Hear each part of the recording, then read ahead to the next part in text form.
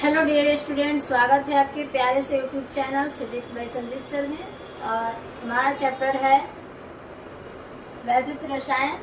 आपका आज chapter 3 start हो रहा है, जिसका नाम है वैद्युत रसायन।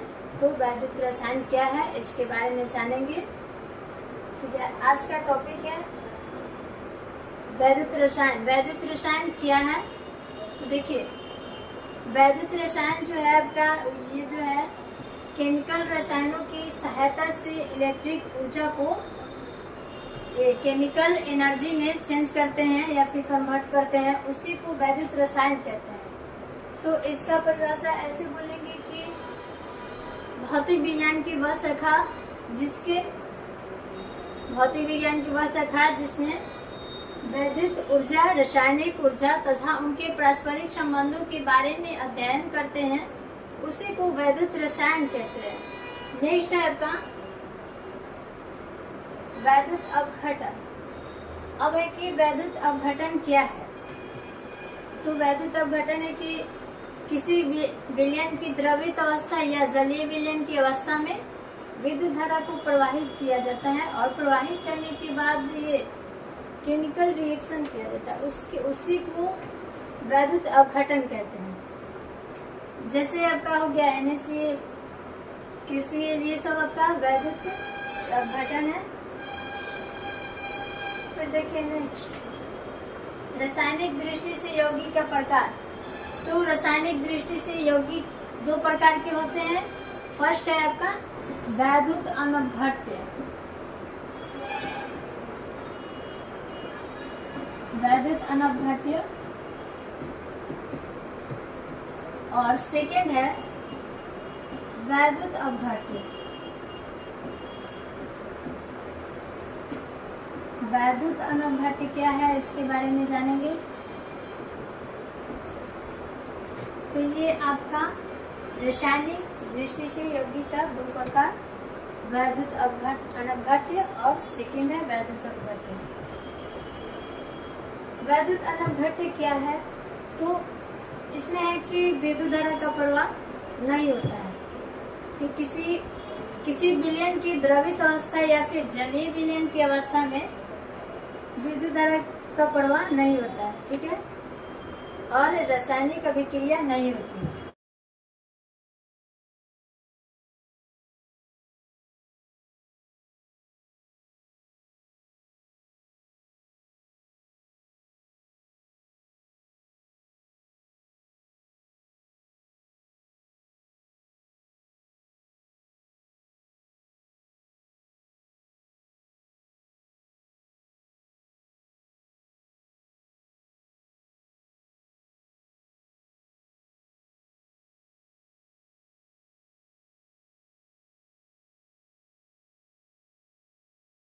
देखिए, वैसे यौगिक जिनकी जलीय द्रवित अवस्था या फिर जलीय विलयन की अवस्था में विद्युत धारा को प्रवाहित नहीं किया जाता है और रासायनिक अभिक्रिया नहीं होती है, तो इसी को वैद्युत अपघट्य कहते हैं। ठीक है, जैसे आपका हो गया एग्जाम्पल में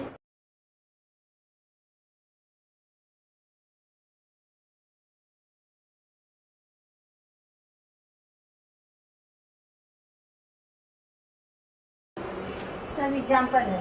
फिर इसी प्रकार से देखेंगे कि वैद्युत अपघट्य क्या है। तो देखिए वैद्युत अपघट्य कि इसमें जलीय विलयन की अवस्था या द्रवीय अवस्था में विद्युत धारा को प्रवाहित करके इसमें रासायनिक अभिक्रिया कराया जाता है, तो उसी को हम वैद्युत अपघट्य कहते हैं। जैसे कि हो गया आपका एग्जाम्पल में KCl, जितने भी आयनिक यौगिक हैं वो वैद्युत अपघट्य होते हैं। वैद्युत अपघट्य का प्रकार अब है कि वैद्युत अपघट्य के कितने प्रकार हैं।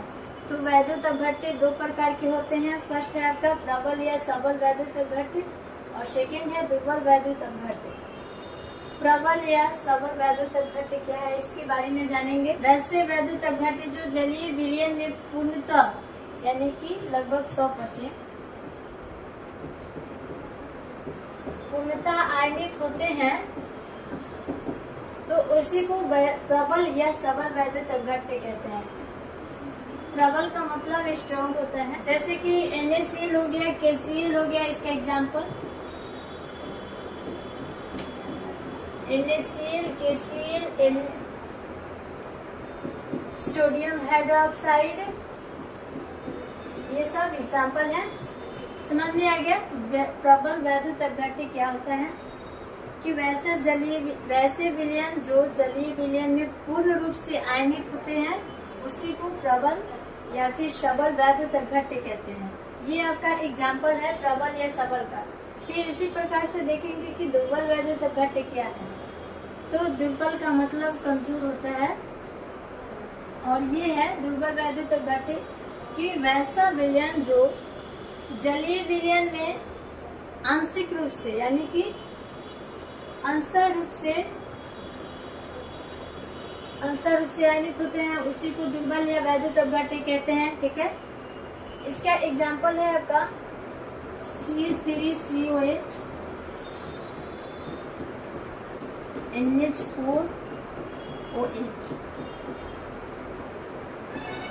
ये आपका एग्जाम्पल है दुर्बल वैद्युत अपघट्य का। फिर नेक्स्ट है, जिस बर्तन में वैद्युत अपघट्य विलयन को लेकर वैद्युत अपघटन की क्रिया पूरी कराई जाती है तो उसी बर्तन को वैद्युत अपघटनी सेल कहते हैं। ठीक है, जैसे कि देखिए हम आपको डायग्राम से भी दिखा सकते हैं। ये इस एक बर्तन को ले लिए, उसके बाद ये आपका एनोड है और ये कैथोड है। अब इसको हम बैटरी से जोड़ देते हैं।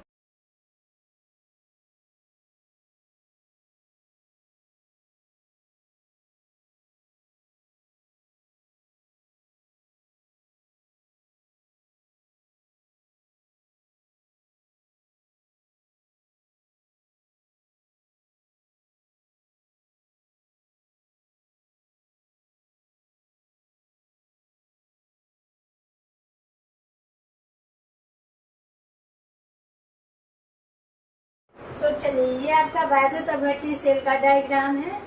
एक बर्तन को ले लिए, ये आपका बर्तन है और फिर इसमें एक एनोड और एक कैथोड ले लिए, जिसमें एनोड आपका धनात्मक है और कैथोड आपका ऋणात्मक है। फिर इन दोनों को धन ध्रुव एवं ऋण ध्रुव को बैटरी से जोड़ दिए हैं। उसके बाद इस बर्तन में वैद्युत अपघट्य विलयन को ले लिए हैं और इसके बाद फिर इसमें देखिए ये आपका वैद्युत अपघट्य है। ये जो सिस्टम, ये पूरा सिस्टम है, ये आपका वैद्युत अपघट्य है और उधर आपका ये वैद्युत अपघटनी विलयन है। ठीक है, और इस बर्तन में वैद्युत अपघटन की क्रिया को पूरी कराई जा रही है, इसी को वैद्युत अपघटनी सेल कहते हैं। अब है कि इलेक्ट्रोड क्या है? वैद्युत अपघट्य के विलयन में धातु के दो प्लेटों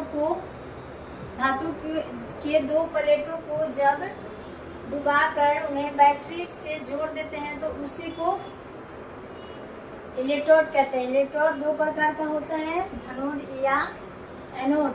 फिर सेकंड है ऋणोद या कैथोड। तो किसी विलयन में बैटरी को यदि धन ध्रुव से जोड़ते हैं तो वो आपका धनोद हो गया यानी कि एनोड हो गया, और जिसे ऋण ध्रुव से जोड़ते हैं वो कैथोड हो गया। चलिए नेक्स्ट है एक नोट्स है कि वैद्युत अपघटन के विलयन में विद्युत धारा प्रवाहित करने पर धन आयन कैथोड पर तथा ऋण आयन एनोड पर जमा हो जाता है, जबकि आपका कैथोड ऋणात्मक होता है और धन आयन जो तो पॉजिटिव है, लेकिन ये कहाँ जमा होता है? कैथोड पर जमा होता है, और ऋण आयन एनोड पर जमा होता है। एनोड यहाँ आपको पॉजिटिव है। चलिए नेक्स्ट है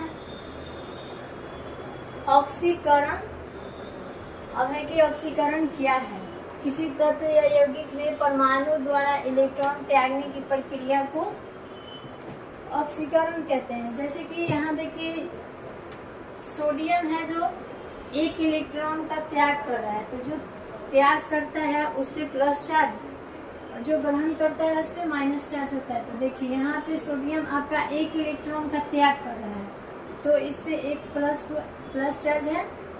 इसी प्रकार से मैग्नीशियम है, तो इधर Mg2+, ये 2 इलेक्ट्रॉन का त्याग कर रहा है। मैग्नीशियम जो है कितने 2 इलेक्ट्रॉन का त्याग कर रहा है, तो यहाँ देखिए यहाँ 2+ चार्ज है और ये 2 इलेक्ट्रॉन का त्याग कर रहा है। फिर है आपका अवकरण। तो अवकरण क्या है? तो किसी तत्व या परमाणु द्वारा इलेक्ट्रॉन ग्रहण करने की प्रक्रिया को अवकरण कहते हैं। किसी तत्व यौगिक या परमाणु द्वारा इलेक्ट्रॉन ग्रहण करने की प्रक्रिया को अवकरण कहते हैं। जैसे कि Cu2++E, इसमें एक इलेक्ट्रॉन को ये ग्रहण कर रहा है, तो इसमें से घट गया एक इलेक्ट्रॉन, तो फिर माइनस हो गया, तो एक यहाँ पे प्लस चार्ज कॉपर पे चढ़ गया। फिर इसी प्रकार से ऑक्सीजन है, ऑक्सीजन जो है 2 इलेक्ट्रॉन को ग्रहण कर रहा है। देखिए यहाँ पे आपका O2- हो गया, क्योंकि पहले से इस पे कोई चार्ज नहीं था। तो आज के लिए इतना ही, फिर पढ़ेंगे नेक्स्ट क्लास में।